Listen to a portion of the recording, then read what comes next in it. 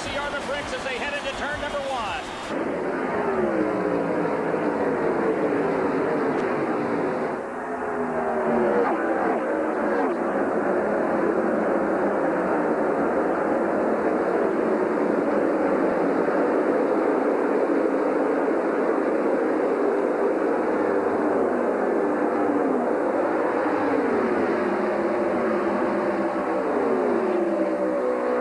Through the first half of lap without an incident. Now here they are moving into turn number 4. Arie Luyendyk showing the way at the moment, but here comes Greg Ray charging after him as they open up down the front straightaway. But Arie Luyendyk is going to lead the first lap, the first time he has ever led the opening lap at the Indianapolis Motor Speedway. But look at the challenge that Greg Ray is presenting already. Well, no question there. It's really hard to start on that inside row, so Arie did a great job. He's ready to go racing.